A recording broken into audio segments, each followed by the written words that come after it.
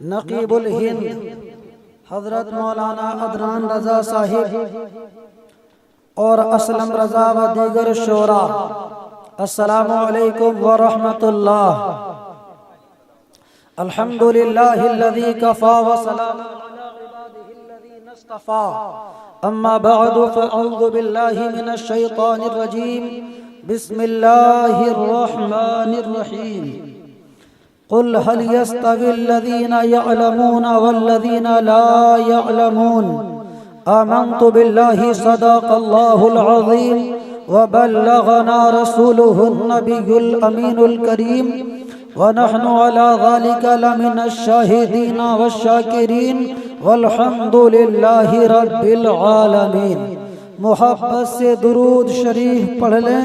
اللہ رب محمد صلی علیہ وسلم، نحن عباد محمد صلی علیہ وسلم، صلاة و سلاما علیک یا رسول اللہ، یا نبی اللہ، یا حبیب اللہ صلی اللہ علیہ وسلم۔ جن کی دستار بندی ہے وہ اس وقت منبر نور پر تشریف فرما نہیں ہے، لیکن دعا کرتے ہیں اللہ تعالی حافظ غلام یاسین صاحب کو اور پوری دنیا کے سنی طلبہ و طالبات کو اللہ تعالی دینی دنیاوی ترقیاں عطا فرمائے۔ آمین۔ سب لوگ کہو آمین۔ رات کا وقت ہے، حدیث شریف میں ہے کہ یعنی جو بندہ دعا نہیں کرتا ہے تو اللہ تعالی اس پر غضب فرماتا ہے۔ دوسری حدیث میں ہے کہ یعنی دعا سے تقدیر بدل جاتی ہے۔ تقدیر کو کوئی چیز نہیں بدلتی، لیکن دعا سے تقدیر بدل جاتی ہے۔ قرآن کہتا ہے وَقَالَ رَبُّكُمْ ادْعُونِي أَسْتَجِبْ لَكُمْ، تمہارے رب نے فرمایا مجھ سے دعا مانگو، میں تمہاری دعا قبول کروں گا۔ وقت بہت ہو گیا، یہ دستار بندی کا جلسہ تھا، کیونکہ اس ٹاپ کا معاملہ تھا، اس لیے میں ممبر پہ بیٹھا رہا، ورنہ لوگ چلے گئے گھریلو پروگرام اور ٹائم بہت ہو گیا، اور کافی ٹائم ہو گیا، سننے والے بھی سامعین بہت کم ہیں، لیکن چونکہ ایک حافظ قرآن کی فراغت ہوئی، اس بچے نے قرآن کے 30 پارے کو اپنے سینے میں محفوظ کیا۔ حافظ کا سینہ قرآن کا جزدان ہوتا ہے، اس لیے میں نے اتنا ٹائم دے دیا، ورنہ لوگ بہت سامعین بہت کم ہیں اور وقت بھی بہت ہو چکا ہے۔ چند منٹوں کے لیے مجھے آپ سماعت فرمائیں، پورا مجمع مل کے کہے یا رسول اللہ۔ اعلیٰ حضرت دعا مانگتے ہیں، یا الہی رحم فرما مصطفیٰ کے واسطے، یا الہی رحم فرما مصطفیٰ کے واسطے، یا رسول اللہ کرم کیجئے خدا کے واسطے۔ قادری کر قادری رکھ قادریوں میں اٹھا، قدر عبد القادر قدرت نما کے واسطے۔ یا الہی کر غوث اعظم کے غلاموں میں قبول، ہم شبیہ غوث اعظم مصطفیٰ کے واسطے، ہم شبیہ غوث اعظم مصطفیٰ کے واسطے۔ جب یہ پروگرام چل رہا تھا تو مجھے اپنا ایک مقالہ یاد آ رہا تھا۔ مولانا تسلیم رضا صاحب، آپ کی زیارت بھی ہوتی رہے تو بہت اچھا رہے۔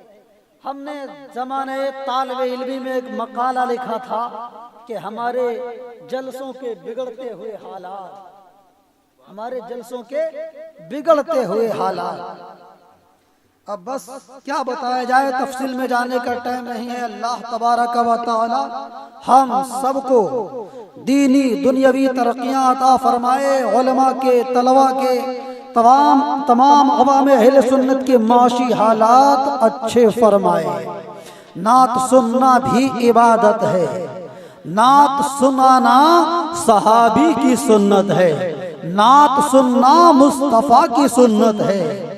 نعت بھی سننا عبادت ہے، تقریر سننا بھی عبادت ہے، قرآن پڑھنا بھی عبادت ہے، قرآن چھونا بھی عبادت ہے، قرآن دیکھنا بھی عبادت ہے، قرآن سننا بھی عبادت ہے۔ تمہید باندھنے کا ٹائم نہیں ہے، اب تو اختتام کا ٹائم ہے۔ ایک شعر سن لو پھر بات آگے بڑھا دی جائے، اور جو دستار بندی ہے اس کا مطلب تمہیں سمجھا دیا جائے۔ ذہن کو حاضر رکھو اور شعر سماعت فرماؤ۔ نبی کا نام لکھ دینا، خدا کا نام لکھ دینا، کا نام لکھ دینا، خدا کا نام لکھ دینا، نبی کا نام لکھ دینا، خدا کا نام لکھ دینا۔ موبائل چلتا ہے تو موبائل میں بھی بیٹری ہوتی ہے، دنیا میں اور بہت سی چیزیں یوز کی جاتی ہیں تو یعنی بیٹری ہوتی ہے یا چارجر ہوتا ہے۔ دیکھو دنیا میں جو بیٹری ہوتی ہے وہ لائٹ سے چارج ہوتی ہے، اور ایمان کی بیٹری سبحان اللہ سے چارج ہوتی ہے۔ سب لوگ مل کے کہو سبحان اللہ۔ حدیث میں مصطفیٰ فرماتے ہیں جب کوئی بندہ مومن یعنی ایمان والا بندہ ہو یا بندی ہو، چاہے میل ہو یا فیمیل ہو، چاہے مرد ہو یا عورت ہو، چاہے لڑکا ہو یا لڑکی ہو، چاہے بوائے ہو یا گرل ہو، جب کوئی سبحان اللہ کہتا ہے تو پیغمبر کی حدیث کا مفہوم یہ ہے کہ اللہ تعالیٰ اسے اتنا ثواب عطا فرماتا ہے کہ جس سے میزان منس ترازو یعنی جس پہ قیامت کے دن اعمال تولے جائیں گے۔ آپ سن رہے ہیں توحید نیٹ ورک کی اسلامک آواز، توحید network international Islamic YouTube channel دونوں پلے بھر جاتے ہیں، اور جب کوئی اللہ اکبر کہتا ہے سبحان اللہ سے لے کے آسمان تک کائنات بھر کے ثواب ملتا ہے۔ ذہن کو حاضر رکھو اور سمجھو دنیا کی بیٹری جو چارج ہوتی ہے وہ لائٹ سے ہوتی ہے، ایمان کی بیٹری جو چارج ہوتی ہے وہ سبحان اللہ سے ہوتی ہے۔ بے شک سبحان اللہ سبحان اللہ۔ نام لکھ دینا، خدا کا نام لکھ دینا۔ تقریر اس وقت ہونا چاہیے چاہے گھنٹہ نہ ہو، آدھا گھنٹہ ہو، جب مجمع جوان ہو، یعنی لوگ سب حاضر ہوں، لوگ حاضرین موجود ہوں، تاکہ جب وہ اپنے ذہنوں میں کچھ بات لے کے جائیں، سبق پڑھ کے جائیں، لیشن پڑھ کے جائیں۔ نبی کا نام لکھ دینا، خدا کا نام لکھ دینا۔ اور مدرسے سے یہ حافظ غلام یاسین صاحب پڑھ کے آئے ہیں۔ بے شک سبحان اللہ۔ حدیث میں نبی فرماتے ہیں تم میں سب سے اچھا انسان وہ ہے جس کے اخلاق اچھے ہوں۔ پیغمبر کی یہ حدیث ہے کہ یعنی یہ کوئی ضروری نہیں ہے کوئی آدمی اچھا کھانا کھلا دے۔ آج مزاج یہ ہے دنیا کا، صاحب یہ بہت اچھے آدمی ہے، پوچھا گیا کیسے؟ کیونکہ انہوں نے بہت اچھا ان کا مکان ہے، تو کوئی ضروری نہیں کوئی اچھا مکان جس کا ہو تو وہ آدمی اچھا ہو، کوئی ضروری نہیں ہے کوئی اچھا کھانا کھلا دے تو وہ آدمی اچھا ہو۔ آج دنیا دار یہ بولتے ہیں چلو ہم مصطفیٰ کی بارگاہ میں عریضہ پیش کرتے ہیں، اے میرے آقا آپ ہی تو بتا دیں، آپ وجہ تخلیق کائنات ہیں، آپ پر قرآن نازل ہوا ہے، وہ قرآن کے زمین کا ذکر قرآن میں ہے، آسمان کا ذکر قرآن میں ہے، لوہے کا ذکر قرآن میں ہے، مائی کا ذکر قرآن میں ہے، شامیانے کا ذکر قرآن میں ہے، چاند کی چاندنی کا ذکر قرآن میں ہے، سورج کی روشنی کا ذکر قرآن میں ہے، تاروں کا ذکر قرآن میں ہے، قرآن کا ذکر قرآن میں ہے، حافظ قرآن کا ذکر قرآن میں ہے، عالم کے علم کا ذکر قرآن میں ہے۔ ارے بات کو طول دیا جائے تو سنو، ولی کی ولایت کا ذکر قرآن میں ہے، شہید کی شہادت کا ذکر قرآن میں ہے، صدیق کی صداقت کا ذکر قرآن میں ہے، عمر کی عدالت کا ذکر قرآن میں ہے، عثمان کی سخاوت کا ذکر قرآن میں ہے، مولا علی کی شجاعت کا ذکر قرآن میں ہے، ارے حسین اعظم کی شہادت کا ذکر قرآن میں ہے، غوث کی غوثیت کا ذکر قرآن میں ہے، اعلیٰ حضرت کی مجددیت کا ذکر قرآن میں ہے، مفتی اعظم کا ذکر قرآن میں ہے، تمام اولیاء کا ذکر قرآن میں ہے، تمام انسانوں کا ذکر قرآن میں ہے۔ وہ قرآن محبوب پر نازل ہوا جس کا دیکھنا عبادت ہے، جس کا سننا عبادت ہے، جس کا چھونا عبادت ہے، اور وہ پورا قرآن سینہ مصطفیٰ میں ہے۔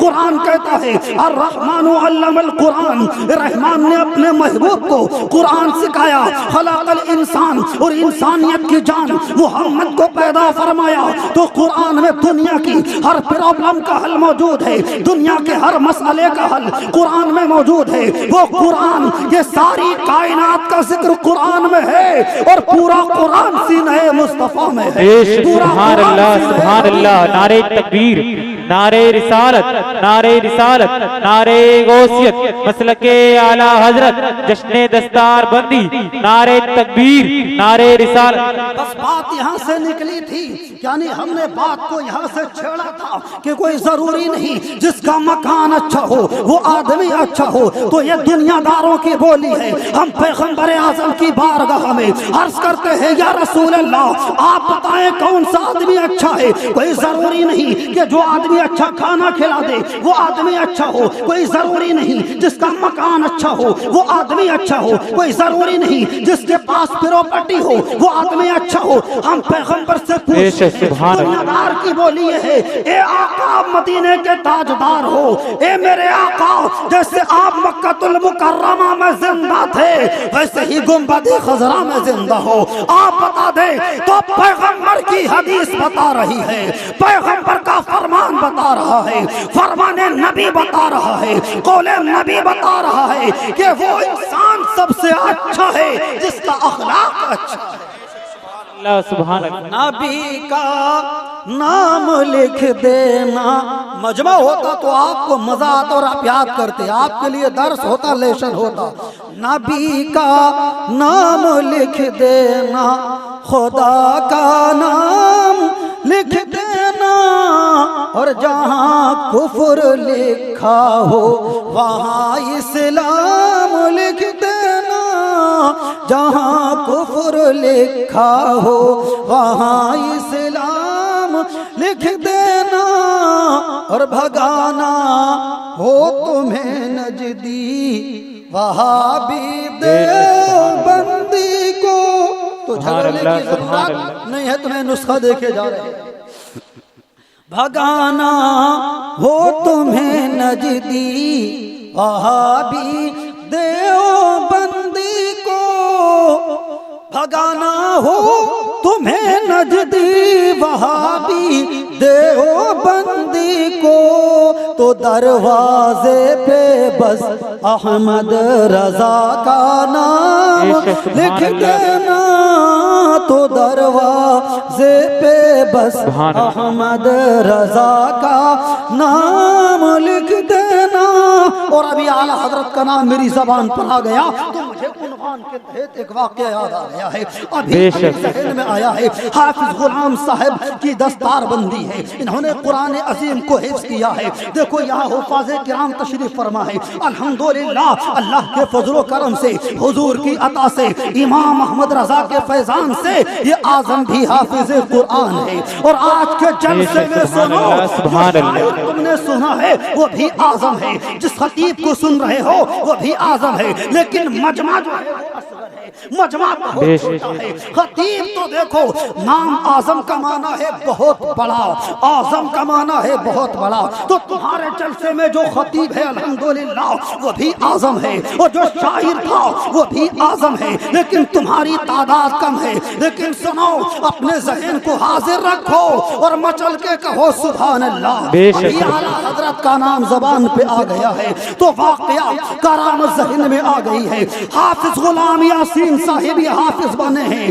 آج زمانے میں اگر کوئی زیادہ محنت کرتا ہے تو کوئی 2 سال میں حافظ بنتا ہے، کوئی 1.5 سال میں حافظ بنتا ہے، کوئی 1 سال میں بھی حافظ بن سکتا ہے، 6 مہینے میں بھی حافظ بننا ممکن ہے اگر کسی کو اللہ نے ایسا ذہن عطا فرمایا ہے. جب میں پڑھتا تھا تو میرے ساتھی نے، ایک ساتھی نے یعنی 5 مہینے 20 دن میں قرآن عظیم کو حفظ کیا تھا، اور یعنی وہ اخبار میں بھی قاری صاحب نے نکلوایا تھا. جب میرے طالب علمی کا زمانہ تھا، اب سے تقریباً 10 برس پہلے کی بات ہے، تو پتہ یہ چلا کہ کوئی قرآن کو 5 مہینے 20 دن میں بھی حفظ کر سکتا ہے.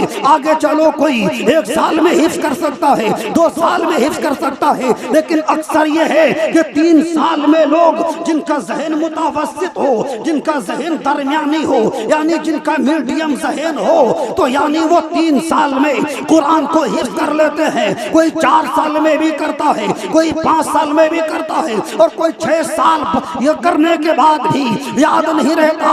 تو یعنی لوگوں کی یہ ذہن اور مزاج ہے. کوئی قرآن میں 30 پارے ہیں، قرآن کے اندر 30 پارے ہیں، قرآن میں 114 سورتیں ہیں، یعنی جو سورتیں ہجرت سے پہلے نازل ہوئی ہیں وہ سورتیں مکی کہلاتی ہیں، جو ہجرت کے بعد نازل ہوئی ہیں وہ سورتیں مدنی کہلاتی ہیں. قرآن میں دو طرح کی صورتیں ہیں، صورت مکی اور صورت مدنی۔ ہر صورت کے شروع میں لکھا ہوا ہے یہ صورت مدنیہ ہے، یہ صورت مکیہ ہے۔ تو کیا مطلب ہوا کہ حضور نے جب مکہ المکرمہ سے مدینہ کو ہجرت فرمائی تو ہجرت سے پہلے جو صورتیں نازل ہوئی، اگرچہ وہ چاہے مکے میں نازل ہوں یا مکے کے باہر نازل ہوئی ہو، ہجرت سے پہلے جو صورتیں نازل ہوئی ہیں وہ صورت مکی کہلاتی ہے، اور ہجرت کے بعد جو نازل ہوئی ہے چاہے وہ مدینہ میں نازل ہوئی ہو چاہے مدینہ کے باہر نازل ہوئی ہو، تو یعنی وہ صورتیں مدنی کہلاتی ہیں۔ سنو سنو، حضرت موسیٰ علیہ السلام کو اللہ نے توریت عطا فرمائی تو انہیں کوہ طور پہ بلایا، پتا چلا کہ موسیٰ کلیم اللہ کو توریت دی جا رہی ہے تو کوہ طور پہ بلایا جا رہا ہے، لیکن یہ حبیب اللہ ہے کہ جنہیں قرآن عطا کیا جا رہا ہے تو کسی خاص جگہ نہیں بلایا جا رہا ہے۔ اگر مصطفیٰ مدینہ میں ہے تو سورت مدنی نازل ہو رہی ہے، مصطفیٰ مکہ میں ہے تو سورت مکی نازل ہو رہی ہے، اگر مصطفیٰ غار ہیرا میں ہے تو آیت نازل ہو رہی ہے، مصطفیٰ مسجد میں ہے تو آیت نازل ہو رہی ہے، مصطفیٰ اونٹنی کی پیٹھ پر ہے تو آیت نازل ہو رہی ہے۔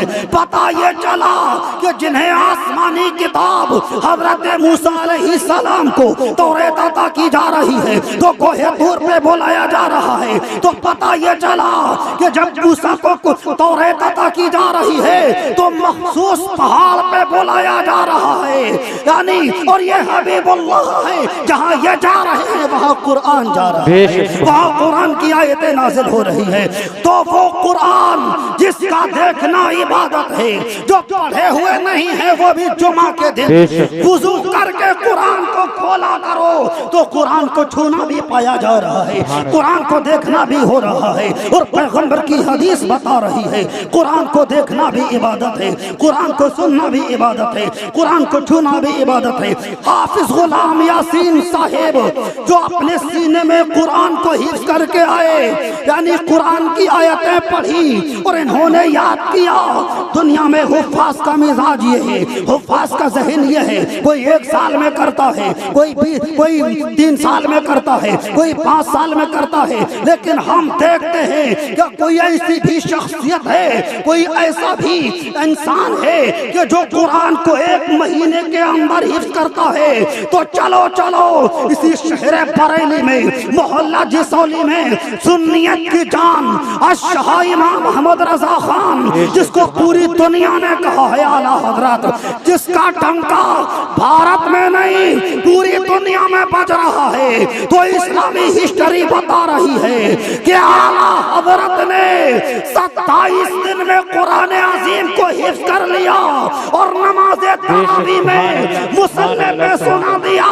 اب جملہ دینے جا رہا ہوں، ارے جو 2 سال میں حفظ کرے وہ حضرت کہلاتا ہے، جو 3 سال میں حفظ کرے وہ حضرت کہلاتا ہے، جو 5 سال میں حفظ کرے وہ حضرت کہلاتا ہے، جو 1 مہینے کے اندر حفظ کر لیتا ہے اسے پوری دنیا حضرت کہتی ہے۔ سبحان اللہ سبحان اللہ۔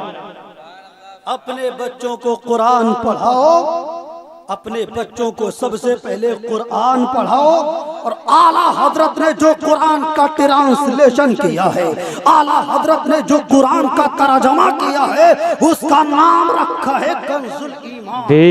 کنز کے معنی عربی میں ہوتے ہیں خزانہ، ایمان کا معنی ہے ظاہر، کنز الایمان ایمان کا خزانہ۔ اپنے گھروں میں کنز الایمان رکھو اور اردو پڑھو، اور انگلش میں بھی اس کا ٹرانسلیشن آ رہا ہے، اس کا ترجمہ آ رہا ہے۔ تو آپ کنز الایمان کو رکھیں، قرآن پڑھیں اور اس کا ترجمہ بھی پڑھیں، آپ کا ایمان سلامت رہے گا، آپ کا ایمان محفوظ رہے گا۔ جب بد مذہبوں نے قرآن کا غلط ترجمہ کیا تو 14ویں صدی کے مجدد نے ہمیں کنز الایمان عطا فرمایا۔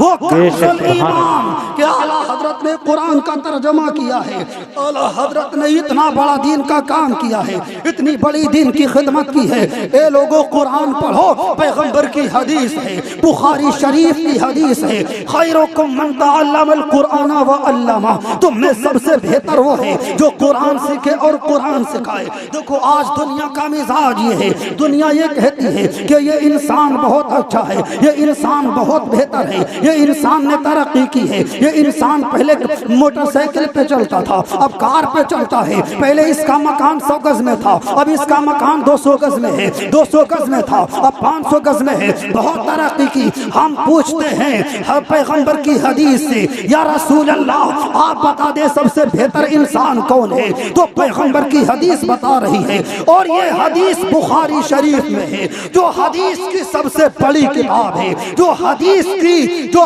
عظیم کتاب ہے, پوری دنیا کے مدرسوں میں پڑھائی جانے والی کتاب جو ہے وہ صحیح بخاری شریف ہے. قرآن کے بعد اسی کتاب کا مرتبہ ہے, اسی حدیث کا ایک جملہ ہے, اسی حدیث کا ایک سنٹنس ہے. پیغمبر فرماتے ہیں خیرکم من تعلم القرآن وعلمہ, تم میں سب سے بہتر وہ ہے جو قرآن سیکھے اور قرآن سکھائے. تو قرآن سیکھنے والی جماعت کو مصطفیٰ نے بہتر بتا دیا ہے, قرآن سکھانے والی جماعت کو نبی نے بہتر بتا دیا ہے. جو بچے مدرسے میں پڑھتے ہیں وہ قرآن سیکھتے ہیں, اور جو ٹیچرز جو اساتذہ پڑھاتے ہیں وہ قرآن سکھاتے ہیں. تو پیغمبر نے بتا دیا, حضور نے بتا دیا کہ قرآن سیکھنے والی جماعت سب سے بہتر ہے, قرآن سکھانے والی جماعت سب سے بہتر ہے. یہ دنیا دار کی بولی نہیں ہے, مدینے کے تاجدار کی بولی ہے. نظام کائنات تو چینج ہو سکتا ہے, کائنات کا نظام بدل سکتا ہے, لیکن پیغمبر کا فرمان نہیں بدل سکتا. کیوں نہیں بدل سکتا؟ قرآن سے دلیل سن کے جاؤ. اسی لیے یہ لوگوں پڑھنے والوں کو بھی چاہیے کہ وہ محنت سے پڑھیں, محنت سے پڑھیں, کیونکہ مرتبہ جو حاصل ہوتا ہے وہ علم اور عمل سے حاصل ہوتا ہے. قرآن اعلان کرتا ہے, میں نے یہ دعویٰ کیا کہ یعنی حضور جو بولتے ہیں حضور کی زبان پہ خدا بولتا ہے. جملہ نوٹ کرو, حضور کی زبان پہ خدا بولتا ہے. اس کا حوالہ قرآن کے 27ویں پارے میں ہے. قرآن کہتا ہے وما ينطق عن الهوى ان هو الا وحی یوحی. محبوب جو بولتے ہیں وہ اپنی مرضی سے نہیں بولتے ہیں, محبوب جو بولتے ہیں اپنی خواہش سے نہیں بولتے ہیں. جو وحی الہی ہوتی ہے, جو خدا کا پیغام ہوتا ہے, حضور وہی بولتے ہیں. تو پتہ یہ چلا کہ حضور کا فرمان حقیقت میں اللہ کا فرمان ہے, حضور کا قانون حقیقت میں اللہ کا قانون ہے. تبھی تو 14ویں صدی کے مجدد نے بریلی سے کہا وہ سما جس کو سب کن کی کہیں, اس کی نافذ حکومت پہ لاکھوں سلام. وہ جہاں جس کی ہر بات وہی ہے خدا, چشمہ علم و حکمت پہ لاکھوں. سبحان اللہ, سبحان اللہ. بیٹی کو جہیز میں قرآن دو, قرآن بیٹی کو جہیز میں قرآن دو. آج اس کا انسان جو ہے ٹیلی ویژن دیتا ہے, طرح طرح کی خرافات دیتا ہے اور پھر رونا روتا ہے. دیکھو اپنی بیٹی کو جہیز میں تم دو تو کیا دو, اپنی بیٹی کو جہیز میں یعنی شریعت کا قانون, کتاب کا نام ہے قانون شریعت, قانون شریعت دو, عرفان شریعت دو, بہار شریعت دو. اپنی بیٹی کو جہیز میں قرآن دو. اور بات آ گئی تو ذہن میں فوراً بات آ گئی کہ یعنی حضرت امام محمد کا زمانہ ہے, یہ طلباء کرام تشریف فرما ہے, یہ عالم کا کورس کرنے والے یہاں تشریف فرما ہے, یہ گہری باتوں کو جانتے ہیں. امام محمد کون ہے؟ حضور کی امت میں تابعین میں سب سے بڑے عالم کا نام ہے امام اعظم, اور امام اعظم کے ہم لوگ مقلد ہیں, یعنی امام اعظم کے مقلد ہم ہیں. اعلیٰ حضرت بھی حنفی ہیں, ہم بھی حنفی ہیں, اعلیٰ حضرت بھی انہی کے مقلد ہیں, ہم بھی انہی کے مقلد ہیں. حضور کی امت میں تابعین میں سب سے بڑے عالم کا نام امام اعظم ہے, اور امام اعظم کے ہزاروں شاگرد ہیں. ان میں 2 شاگرد بہت مشہور ہیں جو درسیات میں ان کا نام آتا ہے, درسی کتابوں میں ان کا نام آتا ہے. ان میں ایک کا نام ہے امام محمد, دوسرے کا نام ہے امام ابو یوسف. چلو ہم تمہیں جل دکھاتے ہیں. امام محمد کا علم کہ ایک شخص نے قسم کھائی تھی اپنی بیٹی کو میں جہیز میں دنیا کی ہر چیز دوں گا, اور یہ بات ممکن نہیں, چاہے اپنے وقت کا کوئی कोई रईस आज़म हो, चाहे अपने वक्त का कोई प्राइम मिनिस्टर हो, चाहे कितना भी बड़ा दुनियादार हो, दौलतमंद हो, साहिब सरवत हो, साहिब दौला हो, कोई अपनी बेटी को जहेज में दुनिया की हर चीज नहीं दे सकता। बल्कि सही बात तो ये है, सही बात ये है कि ना ज्यादा लंबा जहेज दिया जाए, और जहेज का मुतालबा करने की तो शरीयत में इजाजत है ही नहीं, मांगने की इजाजत नहीं है। जहेज देना सुन्नत है, लेकिन ज्यादा तूलो तवील जहेज न दिया जाए जिससे कि इंसान परेशानी में मुब्तला हो, जिससे इंसान मकरूज हो और गरीबों की दिल शिकनी हो। ज्यादा लंबा तूलो तवील जहेज न दिया जाए, इस्लाम ने तो मना किया, और बिल्कुल जहेज न दिया जाए तो ये भी खिलाफे सुन्नत है, क्योंकि हुजूर ने बेटी को जहेज दिया, इसलिए मुख्तसर जहेज देना हुजूर की सुन्नत है। अगर हुजूर चाहते तो यानी पैगंबर की हदीस खुद बता रही है, फरमाते हैं आयशा, अगर मैं चाहूं तो सोने चांदी के पहाड़ मेरे साथ चलें। और आज देखा जाता है अगर बेटा इंजीनियर है उसे ज्यादा अच्छी गाड़ी दी जाती है, अगर बेटा डॉक्टर है उसका मकान अच्छा है, उसका कारोबार अच्छा है, लोग कहते हैं पढ़ा लिखा है, ज्यादा जहेज दो। मैं आपको एक बात दिखाऊं, चलो कोई चाहे अपने वक्त का आलिम दीन हो, चाहे अपने वक्त का कोई मुफ्ती हो, चाहे अपने वक्त का कोई डॉक्टर हो, चाहे अपने वक्त का कोई इंजीनियर हो, हजरत अली से ज्यादा कोई इल्म नहीं रखता है। हजरत अली को हुजूर ने अगर चाहते तो सोने का पहाड़ जहेज में दे देते, लेकिन मेरे नबी ने तूलो तवील जहेज ने दिया। यहाँ से ज़हन लो कि जहेज मांगने की तो इजाजत है ही नहीं, लेकिन लंबा जहेज भी ना दिया जाए। और कोई भी दूल्हा हजरत अली से अच्छा नहीं हो सकता, क्योंकि अगर कोई मदरसे से पढ़ के फारिग होता है, अच्छे नंबर उसके आते हैं, तो उसके असातिज़ा कहते हैं ये बच्चा बहुत मेहनती है, इसके नंबर बहुत अच्छे आए हैं, इसने टॉप किया है मदरसे से। अगर कोई यूनिवर्सिटी से पढ़ के आता है तो यूनिवर्सिटी का उस्ताद कहता है, लेकिन हम चलो देखते हैं मौलाए कायनात को, हजरत अली को देखते हैं, आपके इल्म का क्या आलम है। तो ये मदरसे के असातिज़ा बोल रहे हैं आलिम दीन के बारे में, हाफिज़ कुरान के बारे में, हाफिज साहब बोल रहे हैं, और यानी डॉक्टर के बारे में, कोई मेडिकल साइंस की डिग्री हासिल करने वाला बोल रहा है, लेकिन हजरत अली के बारे में मदीने का ताजदार बोल रहा है। पैगंबर फरमाते हैं अना मदीनतुल इल्म वालयम बाबुहा, मैं इल्म का शहर हूं, अली उसका दरवाजा। सुभान अल्लाह। ये है हजरत अली का इल्म। तो बात आ गई जहेज के ऊपर, मैंने मुख्तसर शॉर्ट में समझा दी। चलो हजरत इमाम मोहम्मद का जमाना है, एक शख्स ने कसम खाई कि मैं अपनी बेटी को दुनिया की हर चीज जहेज में दूंगा। बेटी जवान हुई, उसका रिश्ता हुआ, अब जहेज की बात तो कोई दे नहीं सकता, लेकिन कसम खाए बैठे थे। फुक़हाए किराम फरमाते हैं, फिक़ह की किताबों में लिखा हुआ है, अगर कोई कसम खाए तो उस कसम को पूरा करे, और अगर वो हालिफ कसम खाने वाला अगर कसम को तोड़ता है तो वो हानिस हो जाता है, उसे कसम का कफारा अदा करना होगा। कसम के कफारे का बयान कुरान के 7वें पारे में है।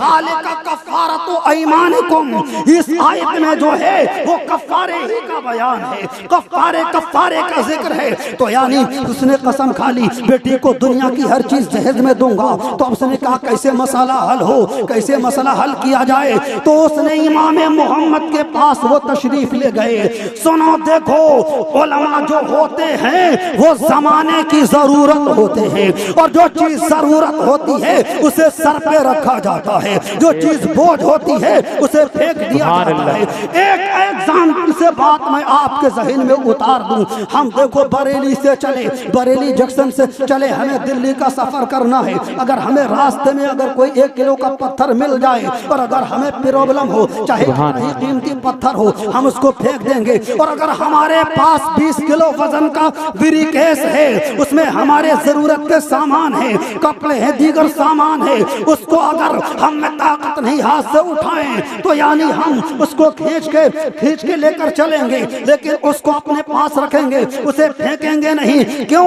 इसलिए कि पत्थर में वजन तो कम है, लेकिन पत्थर हमारी जरूरत नहीं है, इसलिए पत्थर को फेंक दिया। और जिस सूटकेस में 10 किलो वजन है उसको, यानी अब उस बोझे को उठाए हुए हैं, तो आप जवाब देंगे इसलिए कि मौलाना साहिब पत्थर जरूरत की चीज नहीं था और ब्रीफकेस में वजन तो ज्यादा था, बैग में वजन तो ज्यादा था, लेकिन मेरी जरूरत का सामान था।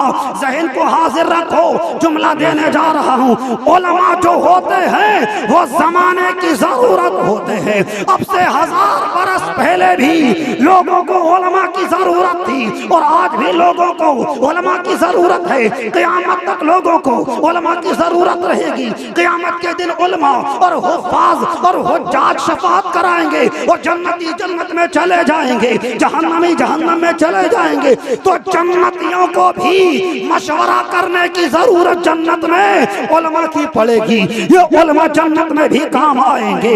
अगर बाप मर जाए, नमाज़े जनाजा उलमा पढ़ाते हैं, ताबीज़ उलमा देते हैं, निकाह उलमा पढ़ाते हैं। अगर 10वां हो, 3 हो, 20वां हो, 100 हो, कोई भी मौका हो तो ये उलमा ही काम आते हैं। हर वक्त आलिमों की जरूरत है। पता ये चला कि जो चीज जरूरत होती है उसे सर पे रख लिया जाता है, जो यानी जरूरत नहीं होती है उसे फेंक दिया जाता है। तो आज पूरी दुनिया हुजूर ताजुश शरिया को फख्र अज़हर क्यों कह रही है? इसलिए कि हुजूर ताजुश शरिया जमाने की जरूरत का नाम है, जमाने की जरूरत का नाम है, आला हज़रत जमाने की जरूरत का नाम है। ये उलमा जो होते हैं वो जमाने की जरूरत होते हैं। इमाम मोहम्मद का जमाना है, इमाम मोहम्मद की बारगाह में रुजू किया।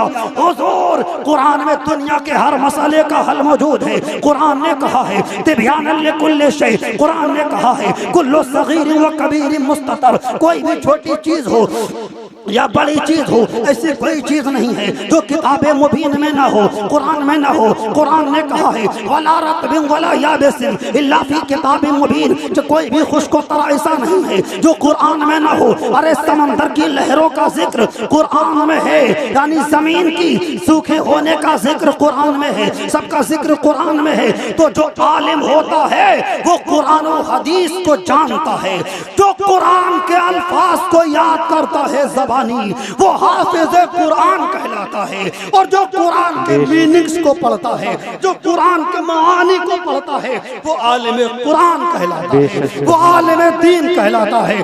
दुनिया की हर प्रॉब्लम का हल, हर मसले का हल कुरान में मौजूद है। तो यानी उलझे हुए मसाइल को उलमा सुलझाते हैं। इमाम मोहम्मद की बारगाह में चले गए, अर्ज़ की हुजूर मैंने तो कसम ये खाई थी कि बेटी को दुनिया की हर चीज जहेज में दूंगा, ये हो नहीं सकता।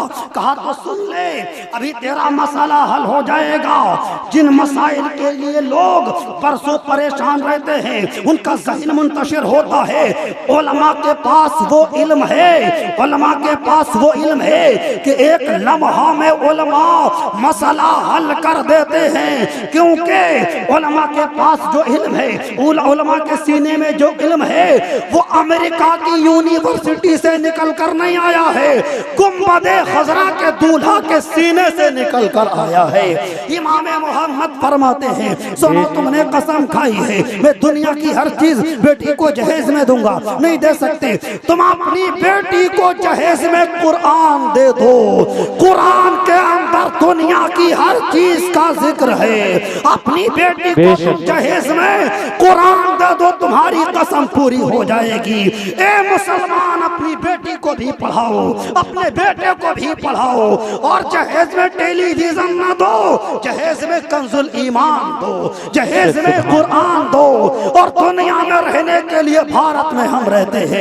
आज दुनिया में जो है इंग्लिश की जरूरत है, और हिसाब जोड़ने के लिए रियाजी की जरूरत है, हिसाब जोड़ने के लिए मैथ की जरूरत है। तो यानी अपने बेटों को हाई स्कूल भी कराओ और अपने बेटों को कुरान भी पढ़ाओ। जिन बेटों को कुरान पढ़ाओगे, जब तुम्हारी मौत का वक्त होगा तब भी ये हाफिज़े कुरान काम आएगा।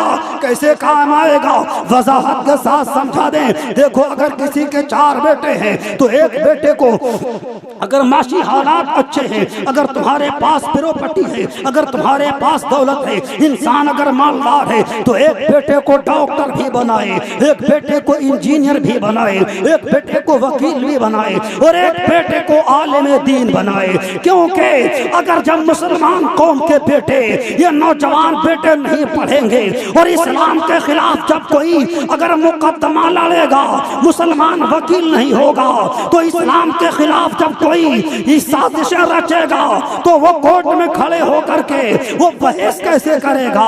اس لیے مسلمان بیٹوں کو وکیل بھی ہونا چاہیے۔ تو یعنی مقدمہ کون لڑے گا؟ آپ سن رہے ہیں توحید نیٹ ورک کی اسلامک آواز۔ توحید network international Islamic YouTube channel. اس وقت دنیا میں رہنے کے لیے ان چیزوں کی بھی ضرورت ہے، لیکن اپنے ذہن کو حاضر رکھ مسلمان جو میڈیکل سائنس سے پڑھ کر آتا ہے، ڈگری حاصل کرتا ہے، وہ باپ کو جب باپ کی طبیعت علیل ہو تو وہ بوتل لگاتا ہے، انجیکشن لگاتا ہے، ٹیبلٹ لگاتا ہے، لے دیتا ہے، لیکن جب چاکنی کا عالم ہو، جان جانے کا وقت ہو، نزا کا وقت ہو، وہ نزا 14ویں صدی کے مجدد نے بریلی سے کہا دم نزا جاری ہو میری زباں پر، محمد محمد خدائے محمد۔ اعلیٰ حضرت کہہ رہے ہیں کہ جب دم نزا ہو، موت کا وقت ہو، روح کھچنے کا وقت ہو تو میری زباں پر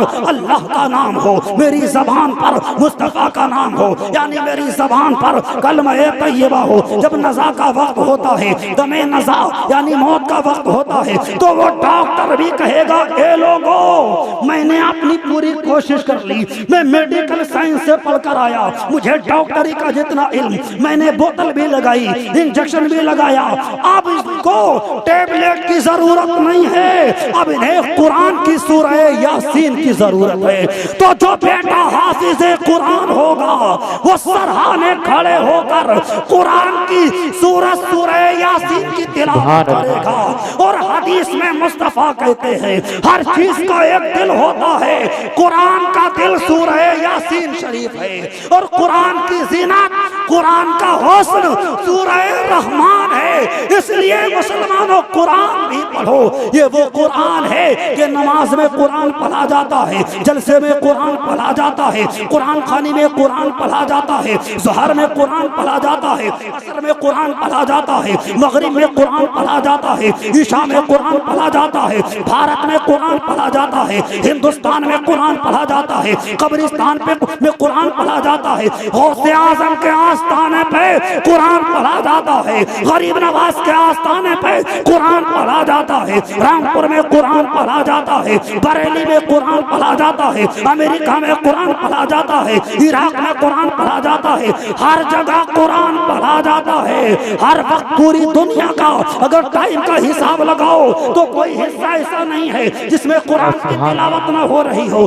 قرآن جو ہے سب سے زیادہ پڑھی جانے والی کتاب ہے۔ اگر کوئی غلام یاسین بنا ہے تو قرآن کو پڑھ کے بنا ہے، کوئی تسلیم بنا ہے تو قرآن کو پڑھ کے بنا ہے، کوئی حافظ عدنان بنا ہے تو قرآن کو پڑھ کے بنا ہے۔ بات کو پھیلا دیا جائے تو سنو، اگر کوئی مفتی اعظم بنا ہے تو قرآن کو پڑھ کے بنا ہے، کوئی مجدد اعظم بنا ہے تو قرآن کو پڑھ کے بنا ہے، کوئی محدث اعظم بنا ہے تو قرآن کو پڑھ کے بنا ہے، کوئی غریب نواز بنا ہے تو قرآن پڑھ کے بنا ہے، کوئی غوث اعظم بنا ہے تو قرآن پڑھ کے بنا ہے، کوئی امام اعظم بنا ہے تو قرآن پڑھ کے بنا ہے، کوئی اگر حسین اعظم بنا ہے تو قرآن پڑھ کے بنا ہے، کوئی مولا علی بنا ہے تو قرآن پڑھ کے بنا ہے، کوئی اگر عثمان غنی بنا ہے تو قرآن پڑھ کے بنا ہے، کوئی فاروق اعظم بنا ہے تو قرآن پڑھ کے بنا ہے، کوئی صدیق اکبر بنا ہے تو قرآن پڑھ کے بنا ہے۔ سب قرآن پڑھتے ہیں، اور جو قرآن پڑھتا ہے وہ زمین پر رہتا ہے تو بھی آباد رہتا ہے، زمین سبحان اللہ سبحان اللہ سبحان اللہ، یہی ہے آرزو کہ تعلیم قرآن ہو جائے، ہر ایک پرچم سے اونچا پرچم اسلام ہو جائے۔ پورا مجمع مل کر توبہ کرو۔ استغفر اللہ ربی من کل ذنب واتوب الیہ، لا الہ الا اللہ محمد رسول اللہ وما علینا الا البلاغ۔